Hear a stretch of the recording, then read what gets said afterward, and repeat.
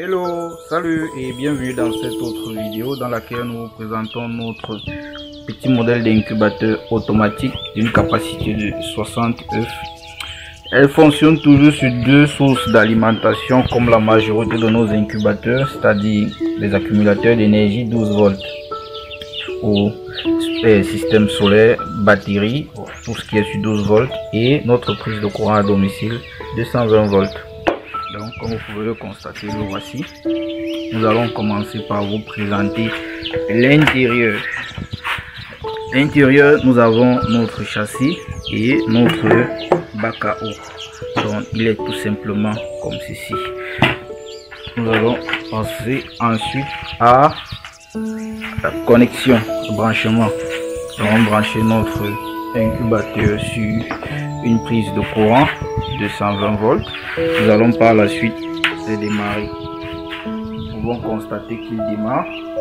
Là, nous avons la température. Dans ce modèle, la température elle est automatique et réglable. Nous avons un extracteur à l'arrière. Lui, il se déclenche uniquement lorsqu'on excède la température en consigne, c'est-à-dire 37,5 pardon 37,5 ou 37,7. Ça va dépendre de la température qu'on a mis en consigne maximum.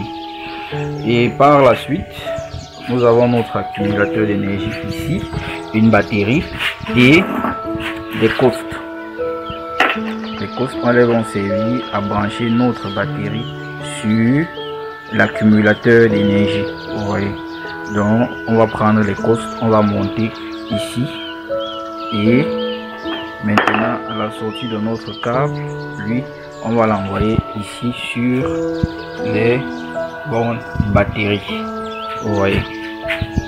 Nous allons maintenant brancher nos postes sur la batterie. Voilà, comme vous pouvez le constater, une fois nos postes branchés, là le câble il va là et nous sommes branchés derrière notre incubateur. Le marron pour la borne positive et le bleu pour la borne négative, simplement.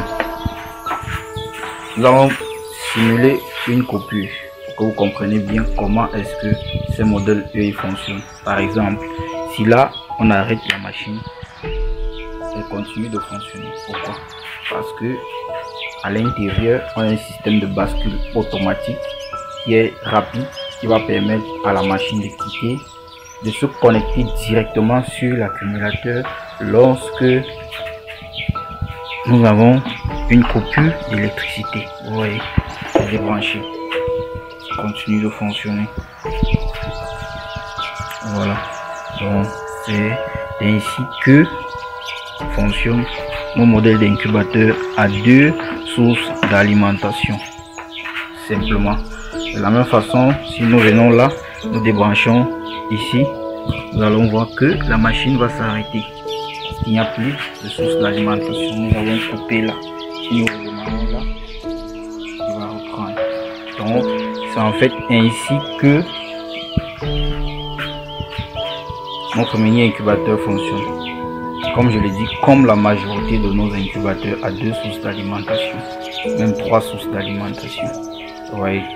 Donc maintenant, en ce qui concerne la charge, il suffit d'utiliser un chargeur de batterie électrique. Vous voyez, on branche notre chargeur là et on vient, on prend la pince rouge, on met là sur le marron, sur la borne positive de la batterie, et la pince noire on met sur négatif. Dans ce moment, la charge ici elle est électrique. La batterie va charger et l'incubateur lui il sera en train de fonctionner sur le 220 volts. Vous voyez, donc là on a une charge. La machine a déconnecté la batterie. La batterie elle est uniquement en train de charger pour le moment. Et s'il y a coupure, par exemple, on débranche là, malheureusement notre prise n'a pas, l'interrupteur ne fonctionne plus, on débranche les deux. Vous voyez, la machine elle continue de fonctionner. Ça en fait un peu ça. On va passer maintenant à la deuxième partie qui est comment accouver, comment l'utiliser la machine. Comme vous l'avez vu, ici à l'intérieur, on n'a qu'une seule alvéole de 30 œufs. Mais on dit que c'est un incubateur de 60 œufs. Pourquoi? Parce que lorsque vous ouvrez votre incubateur, l'alvéole, lui, elle va servir uniquement lorsqu'on est en chargement progressif. C'est-à-dire quoi? On a moins de 30 et 60 œufs à mettre en machine. Là, en ce moment, ce qu'on fait, c'est quoi? C'est que, on voit les alvéoles de flanc. Par exemple, ici, voilà, simulation. Donc, on prend, on met. On prend, on met. On prend en classe. Et on prend en classe. Voilà ça. Et on actionne le retournement automatique. Lui, il va se faire pour les 2 heures de temps. Donc, on aura là un retournement qui va être continu des œufs durant 24 heures chaque 2 heures de temps. Vous voyez. Donc, maintenant, si on a plutôt un chargement qui est plein, c'est-à-dire on a 60 œufs concrètement dit. Là, c'est progressif, c'est-à-dire quoi? Au fur et à mesure que on a des œufs, on essaie. Mais une fois que là, c'est plein et qu'il n'y a plus moyen de continuer à utiliser l'alvéole, ce qu'on fait, c'est qu'on retire l'alvéole. Et maintenant, on va déverser tous nos œufs à l'intérieur de l'étrier. Vous voyez? Dans le casier, on le remplit d'œufs et il va prendre 60 œufs à l'intérieur. Donc, on le remplit pleinement d'œufs. Et lorsqu'il est plein d'œufs, on va réactionner le moteur. S'il n'est pas plein d'œufs, on ne peut pas actionner le moteur parce que là, les œufs vont rouler. Vous voyez? Donc, quand le châssis va bouger, les œufs risqueront d'aller frapper de l'autre côté. Et on aura des pertes en œufs et il y aura un problème d'hygiène dans l'incubateur. Maintenant, j'ai dit la température, elle est automatique et réglable. L'hygrométrie, le retournement, lui, il est automatique et non réglable.